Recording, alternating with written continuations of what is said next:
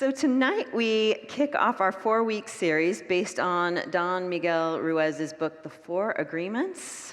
The book was published in 1997. It really took off popularity in 2001 once it was endorsed by Oprah.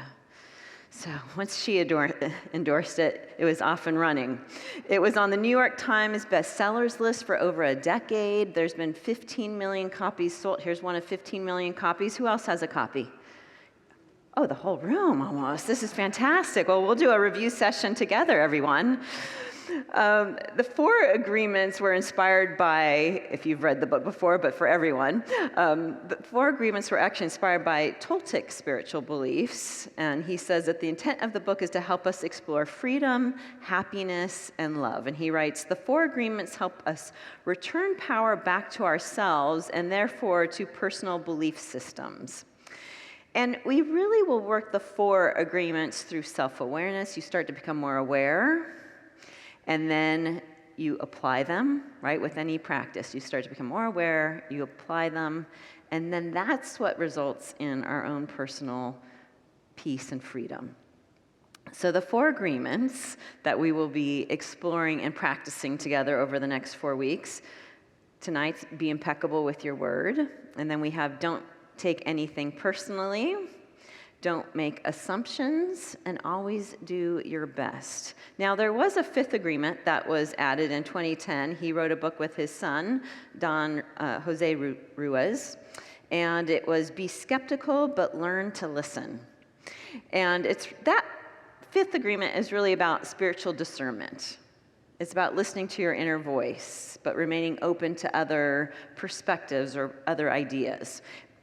That one reminds me a lot of when we spoke at the beginning of the year. We did a Brené Brown series, Braving the Wilderness, and she had a whole chapter about being respectful and kind while keeping your heart and ears open to new ways of thinking and new perspectives. So it's very similar. So the 5th agreement really will be getting interwoven within the other 4 agreements that we go through together.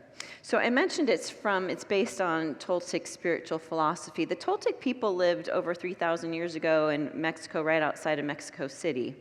And he tells the story of a man who lived over 3,000 years ago, who realized after he looked up at the stars, and he realized that we're all light and we're all stars, and therefore we're all one.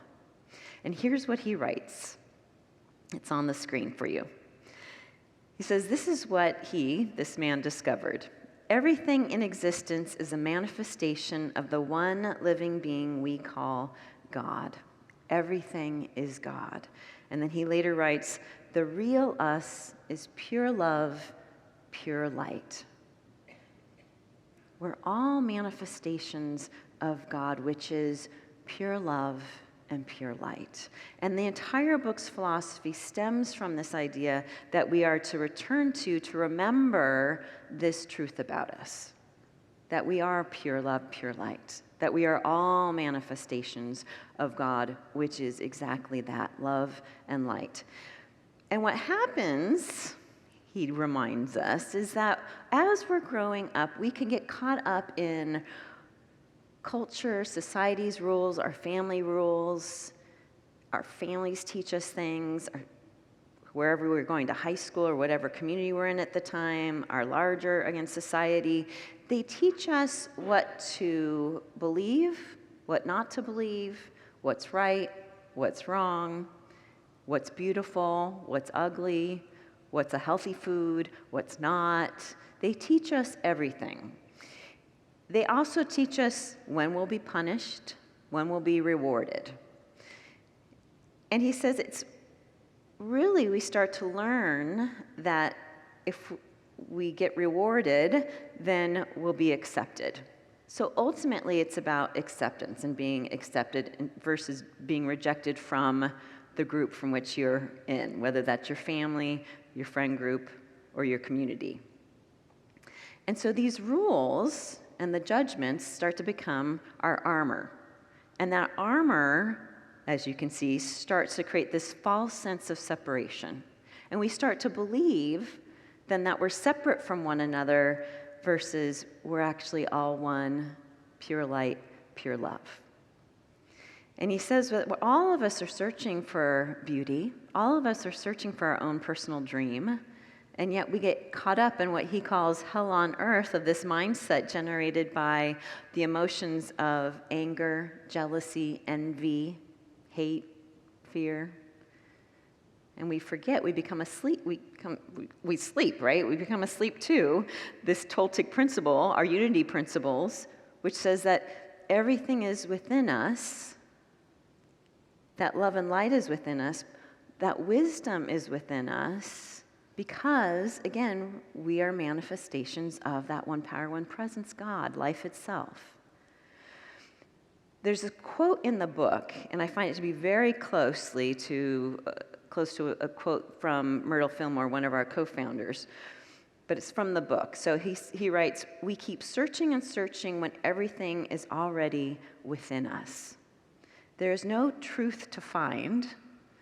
Wherever we turn our heads, all we see is the truth.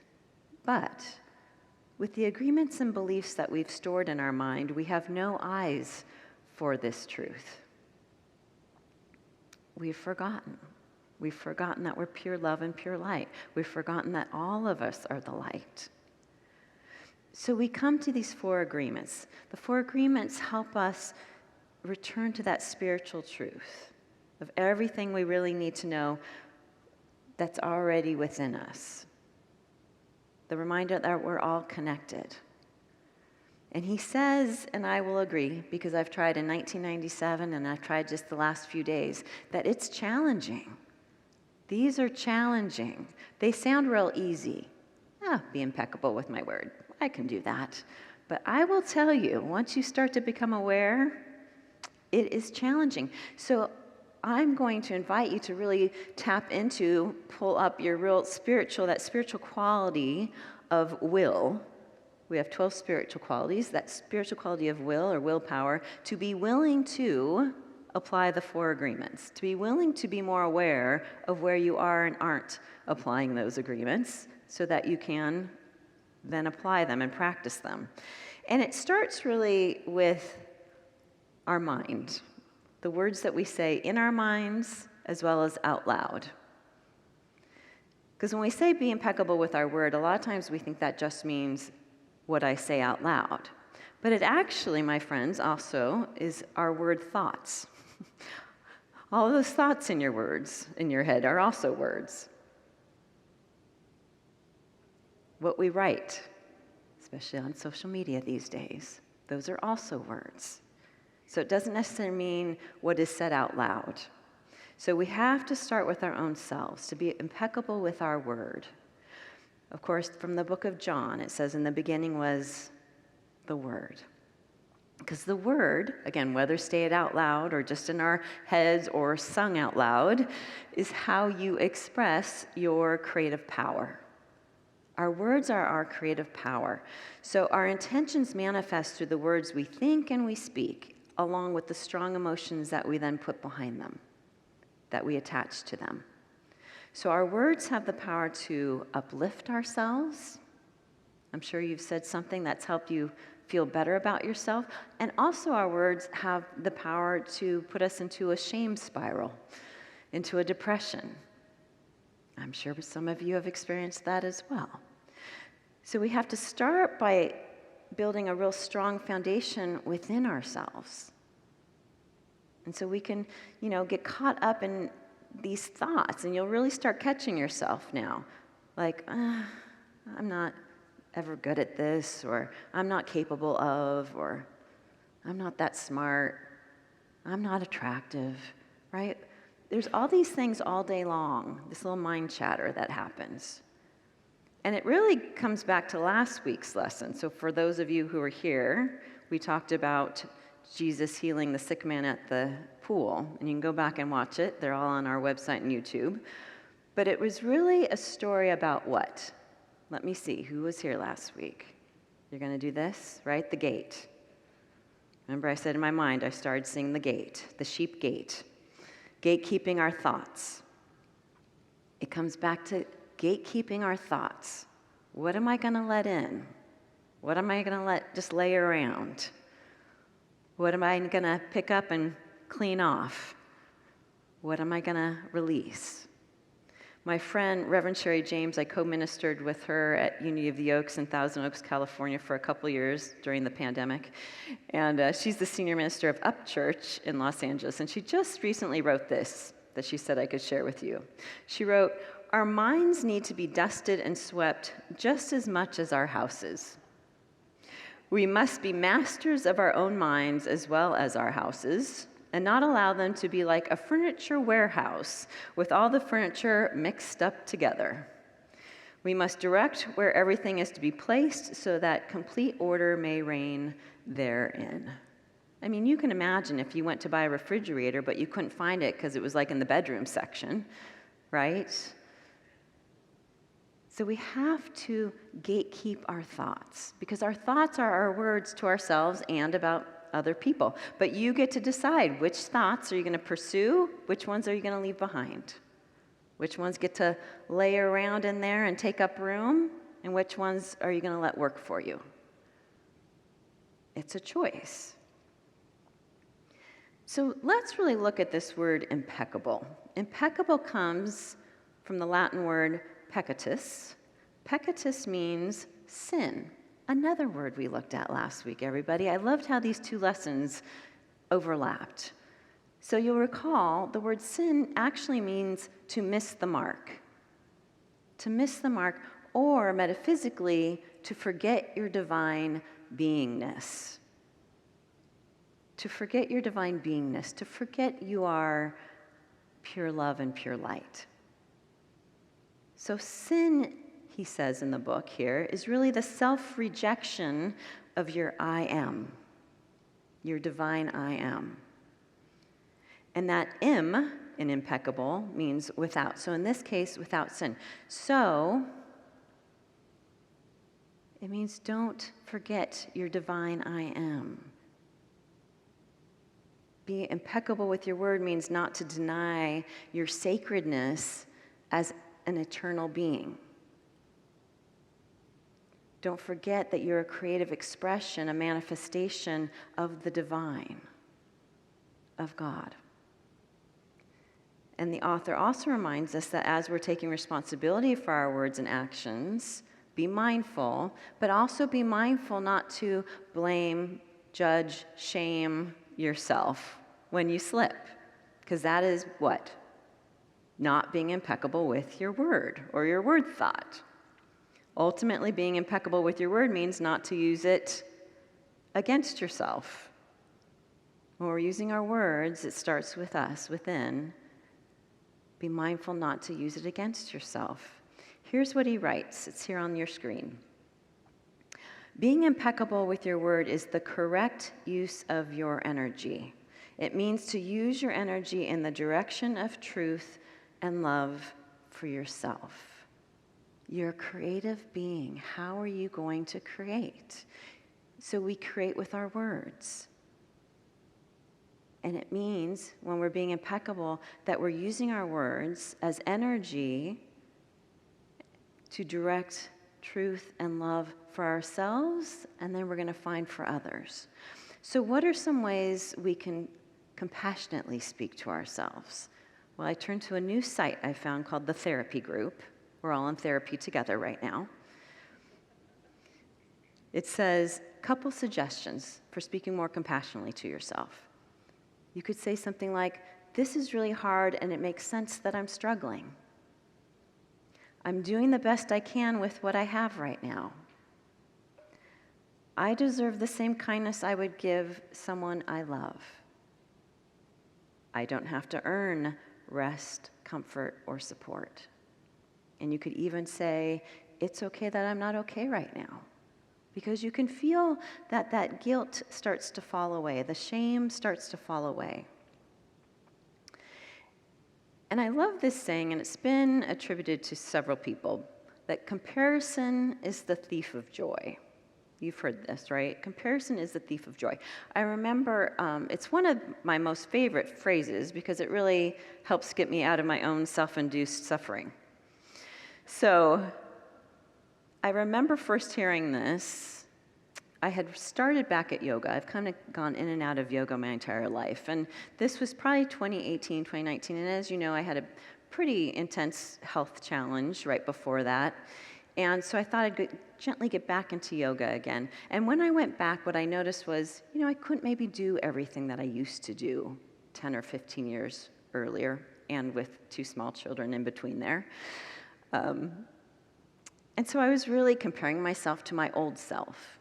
And then I was looking around and I was like, wow, look at her. She can twist herself, and now I'm comparing myself to her, right? And I went in there for the joy of being in the flow, for the joy of celebrating my body being healthy and strong again, for an hour of peace to myself. And I destroyed that with my own thoughts, my own word thoughts, because comparison is the thief of joy. Ultimately, what I have found is that when I am stressed, so when we're stressed, it means our nervous system is not regulated. So when we're stressed and our nervous system is not regulated, I know for my own self, that's when I tend to be the most critical of myself. That's when I tend to be the most critical of other people. And yet when I'm at peace, what I've discovered is that that's when I notice I complain less, I get less irritated, easily. I have more self-acceptance. I have more acceptance for other people. And it's a catch-22 then, being impeccable with your word. Because as you're impeccable with your word, as you're honoring your divine I am, well, you feel good. You feel happy. You feel at peace. When you're happy and at peace, it's easier to be impeccable with your word. When you're impeccable with your word, you're more at peace and happy. When you're happy and peace, do you see how this is a circle? Right? One leads into the other. And our words, as we know, have the power to affect other people. So we can lift someone up, or we can really pull them down and destroy them with our words. So as Don Miguel Ruiz points out, he says, our words are magic. I love that. Our words are magic, but we can use it against ourselves, which makes us more likely to use it against others. So it's important to be mindful of how we're using our words. We're creating with our words. So don't we want to create joy and kindness and peace? We get to create that. Again, because we're all connected. We're all one expression. We're all one expression of that light and that love of the divine.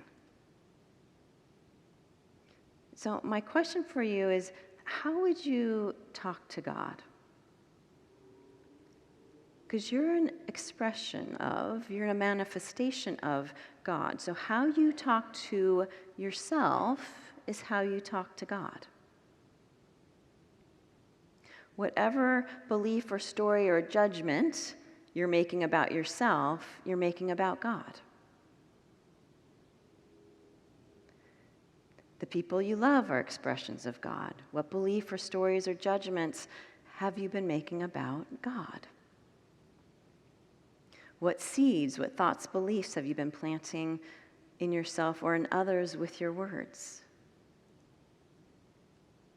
See, if I extend loving kindness to myself, I can more easily extend loving kindness to you. And you, in turn, then can extend loving kindness back to me. If I express gratitude to you, you're more likely to express gratitude to me. That also is a catch-22, isn't it? The book reminds us we are to use our word to share our love. We are to use our word to share our love. And so what if we even said, you know what, I'm a wonderful human? Then I'll probably express that, won't I? What if I said, I love myself unconditionally? Then I would probably express that, and then you would feel that, and you might even start expressing it as well. Here's a powerful statement from the book. He says we talk to ourselves constantly. And most of the time we say things like, oh, I look fat, I look ugly, I'm getting old, I'm losing hair, I'm stupid, I never understand anything, I will never be good enough, I'm never going to be perfect. He says we must begin to understand what the word is and what the word does. He writes, if you understand the first agreement, be impeccable with your word, you begin to see all the changes that can happen in your life. Changes first in the way you deal with yourself, and later in the way you deal with other people, especially those you love. See, because how we feel in our relationship with others is due to the fact of the energy we're sharing with one another. What are we creating with one another? Because we can never not create. We're always creating, and we're creating with our words and our word thought and the energy behind it. What do I want to create in my relationships and with myself? So it's really about being mindful of our thoughts, becoming aware of them, stopping them in the tracks. Again, we kind of spoke about this last week too, but saying something, as soon as you hear yourself, you know what, that's not helpful. That's not a helpful thought. Or that's not something I would say to a loved one. Or that's not something I want to send out into the world as a powerful creator. Or what Ruth King, activist and Buddhist teacher, says, just saying, you know, may I be a good friend to myself. Part of our meditation tonight. Just whisper that right now. May I be a good friend to myself. Yeah. Author Mitchell Clark recently posted this. He wrote, you will never hear another person's voice more than you hear your own. Be intentional about the way you talk to yourself. And the way we talk to ourselves, when we speak unkindly about ourselves, we tend to then speak unkindly about others. So again, it's about slipping back into shifting to, I'm not separate from, I am one with. And we kind of can pull in that fifth agreement here. And he reminds us way back in 1997, everyone, that opinion is not truth. Opinion is your point of view. And we can listen. We can learn a new perspective. We can learn a new idea, and then we discern. We listen to that inner voice. And I can be impeccable with my word. I don't forget that I'm one with the other, that we're all one with one another. I'll be honest. It's challenging, everybody. It is challenging. And I will also say we are exposed to way more people now than we were in 1997 or 2001. Between all the social media, the 500 channels on our TV or devices, we are exposed to a lot of people. And our ego may say, what do I got to do to fit in, to be accepted? And fear jumps in and says, uh-oh, I'm separate from, I'm different from, and we put up that armor. We start to maybe evaluate another person, and maybe we'll see them and go, oh, they're good, and then we start to judge ourselves against them. And here's where our jealousy or envy comes in. Or we may see or hear another person and think, they're bad. Our judgment comes in. But in both cases, we're not being impeccable with our word or our word thought, not towards ourselves, not towards them. It takes us gently easing our way back to not sinning. Again, the not sinning means to shift our thoughts back to God is, I am. Cleaning off the word and returning to my beingness is love. My beingness is love. Let me return to that. And doing it without beating yourself up. Oh, I'm just not spiritual enough. I just don't get it. No, notice it and just shift it. Notice it and walk to the healing pool to get a new thought. one that remembers your spiritual nature and the spiritual nature of others. And maybe within all of this too, it's identifying the fear. What's the fear here? What's the old belief that's holding me back from embracing my wholeness? And so I can take that fear and transform it into love and joy and connection. But you are loving awareness. That's who you are. That's who the people around you are. That's who the people who you disagree with are. They may not remember it, but they are.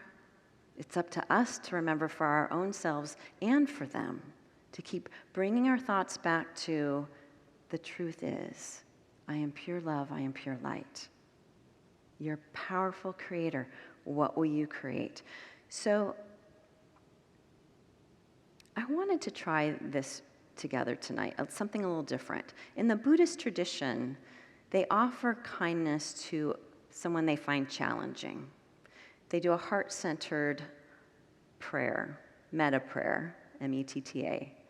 And so I want you to, right now, think of someone who challenges you. It could be someone personally in your life, someone in the outside world, but someone who you feel challenged by. And then maybe even place your hand or hands on your heart. And I'll say a statement, and then you'll repeat after me, and they'll be here on the screen too. So you can really just focus on sending this out to that person you're challenged by. So from your heart space, may you be safe from inner and outer harm.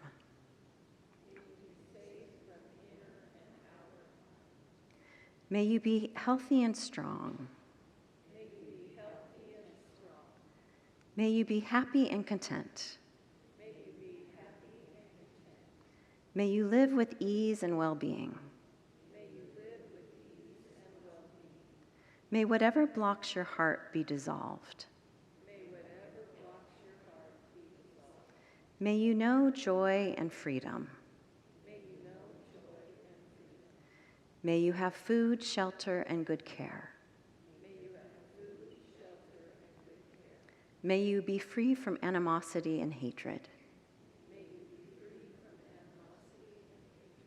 May you know peace. May you be a good friend to yourself. Just take a breath and just notice, how do you feel? How did you feel before that about that person? What has been the shift and how are you feeling right now? And now, most importantly, we're going to extend this to ourselves. So whether it's holding yourself or again touching your heart, may I be safe from inner and outer harm. May I be healthy and strong. May I be happy and content. May I live with ease and well-being. May whatever blocks my heart be dissolved. May I know joy and freedom. May I have food, shelter, and good care. May I be free from animosity and hatred. May I know peace. May I be a good friend to myself. Just taking a breath and noticing, offering care to ourselves and others, seeing the world with patient eyes for yourself and others, because again, we belong to ourselves and we belong to each other.